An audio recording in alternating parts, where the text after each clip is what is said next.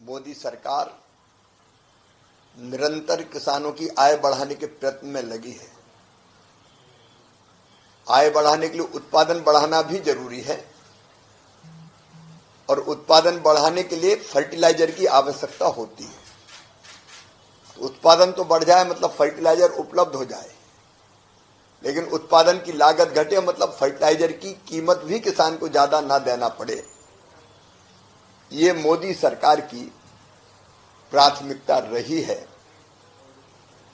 और इसलिए जब भी फर्टिलाइजर की कीमत बढ़ती है, विशेषकर मैं डीएपी के संदर्भ में कह रहा हूं, तब किसानों पर उस बढ़ी हुई लागत का बोझ ना आए और इसलिए सरकार विशेष पैकेज देती है ताकि बढ़ी हुई कीमतों का भार सरकार उठा ले। मोदी सरकार किसान हितैषी सरकार है, लेकिन अगर आप यूपीए की सरकार को देखें तो 2010-11 में डीएपी की एक बोरी मिलती थी 50 किलो की 507 रुपया 50 पैसे में। 11-12 में बढ़ा के इसकी कीमत यूपीए ने की, मुख्य रूप से जिस सरकार को कांग्रेस चला रही थी, बढ़ा के उसके रेट कर दिए 887 रुपये 46 पैसे 11-12 में किए और 12-13 में इसकी कीमत बढ़ा के इसी यूपीए की सरकार ने, मैं तो कांग्रेस के लोगों से जवाब भी चाहता हूं, किसान हित की बात करते हो और किसानों का शोषण करते हो। 12-13 में बढ़ा के तुमने कर दिया 1315 रुपया और 56 पैसा। 507 रुपया 50 पैसे से 1315 रुपया 56 पैसा करने का पाप डीएपी का 50 किलो की एक बोरी का ये किया यूपीए की सरकार ने। और दूसरी तरफ मोदी जी की सरकार है जिसने तय किया कि 1350 रुपया प्रति बोरी, इससे ज्यादा किसान को नहीं देने देंगे और इसके लिए भारी सब्सिडी लगातार फर्टिलाइजर पर दी जा रही है। इस साल भी लगभग 1,75,000 करोड़ रुपए की सब्सिडी किसानों को सस्ता खाद उपलब्ध कराने के लिए मोदी सरकार ने दी है। मैं प्रधानमंत्री जी का अभिनंदन करता हूं और किसानों को बधाई देता हूं। उनको यूरिया नहीं डीएपी की बोरी 1350 रुपए में ही मिलेगी और खरीफ के सीजन में, केवल खरीफ के सीजन की बात कर रहा हूं, ये सस्ती और सब्सिडी वाली खाद देने के लिए 37,216 करोड़ रुपया विशेष रूप से सब्सिडी दी जाएगी।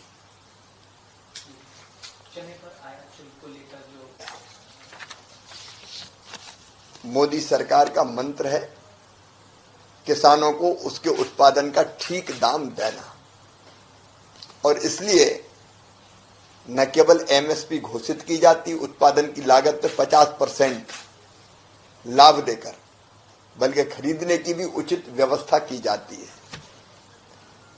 और अगर जरूरत पड़ती है और किसान के उत्पाद की कीमत घटती है तो हम अपनी आयात निर्यात नीति को भी किसान हितैषी बनाते हैं। अभी पिछले दिनों ही आयातित मसूर हमारे यहां आ रही थी 0% इंपोर्ट ड्यूटी पर।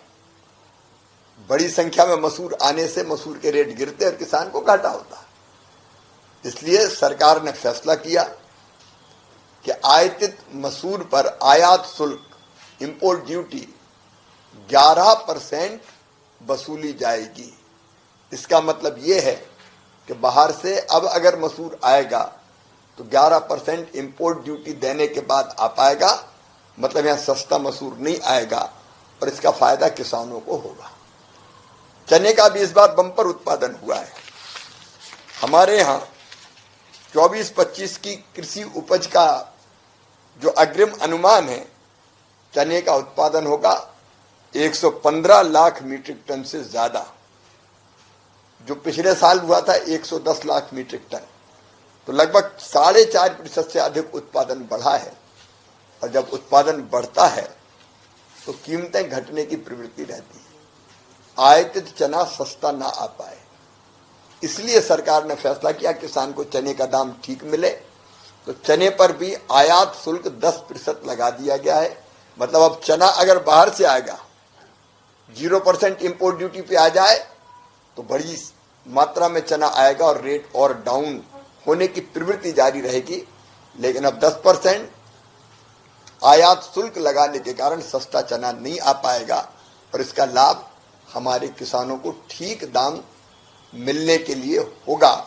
ऐसे एक नहीं अनेकों किसान हितैषी फैसले किए हैं। प्याज पर अभी अभी एक्सपोर्ट ड्यूटी जो पहले 40% से घटा के पहले 20 की और 20 से घटा के अब 0 कर दी गई है। हमारे चावल पर, बासमती सहित बाकी चावल पर जो मिनिमम एक्सपोर्ट प्राइस देनी पड़ती थी उसको समाप्त कर दिया गया है। तो किसान हित में ऐसे बड़े फैसले निरंतर मोदी जी के नेतृत्व में एनडीए की सरकार ले रही है और सीधे सीधे हमारा लक्ष्य और संकल्प है किसान की खेती को हम फायदे का धंधा बनाएंगे, किसान के लाभ को बढ़ाएंगे। ग्रामीण विकास मंत्रालय ने कुछ राज्यों के लिए फैसले की हैं, उसके बारे में मुझे बताते हुए प्रसन्नता है, एक माह के दौरान 4011 करोड़ रुपए का केंद्रांश राज्यों को प्रधानमंत्री ग्राम सड़क योजना के अंतर्गत जारी किया गया। ये केवल केंद्र का अंश बता रहा हूं। हमने 4000 करोड़ रुपए से ज्यादा जारी किए हैं। पिछले एक महीने के दौरान ही पुडुचेरी में 108 किलोमीटर लंबाई की 41 सड़कों को स्वीकृति दी गई है। इस दौरान 2612 किलोमीटर लंबाई की 231 सड़कों और 96 पुलों के निर्माण की स्वीकृति भी अलग अलग राज्यों में दी गई है। पीएम जनमन योजना के अंतर्गत भी मैं केवल सड़कों की बात कर रहा हूं, 508 करोड़ 29 लाख रुपए की 738.99 किलोमीटर की 377 सड़कें स्वीकृत की गई है। इसी दौरान त्रिपुरा को 76 करोड़ 47 लाख रुपए की लागत से 84 किलोमीटर लंबाई की 25 सड़कों को हमने स्वीकृति दी है। बिहार को 5 सड़कें और 103 पुल दिए गए हैं। अरुणाचल प्रदेश में भी 1 सड़क और 1 पुल दिया गया है। मणिपुर को 41 सड़कें दी है। मध्य प्रदेश को 6 पुल की स्वीकृति की गई है। आंध्र प्रदेश को जो सड़कें हमने स्वीकृत की है 4011 करोड़ जिनकी मैं लागत बता रहा हूं, आंध्र प्रदेश को 338 करोड़ रुपए की राशि, अरुणाचल को 200 करोड़ रुपए की राशि, बिहार को 157 करोड़, छत्तीसगढ़ को 185 करोड़, हिमाचल प्रदेश को 309 करोड़, जम्मू और कश्मीर को 342 करोड़, झारखंड को 445 करोड़, लद्दाख को 37 करोड़, मध्य प्रदेश को 165 करोड़, महाराष्ट्र को 391 करोड़ और तमिलनाडु को 378 करोड़ रुपए का केंद्रांश दिया गया है। तो सड़कों के, ग्रामीण सड़कों के निर्माण के लिए केंद्र सरकार के द्वारा राज्यों को पर्याप्त सहायता दी जा रही है। गर्मियों की छुट्टी होने वाली थी, मेरे पापा आने वाले थे, तो हम लोग सभी खुश थे। तो मैं एक बेड पे चढ़ के डांस कर रहे थे, डांस कर रहा था, लेकिन वो पहले ही आ गए। प्लीज। तो मैं उस समय तो कंटिन्यू नहीं कर सकता था, तो फ्रीज फ्रेम टाइप का हो गया। कसम पैदा कर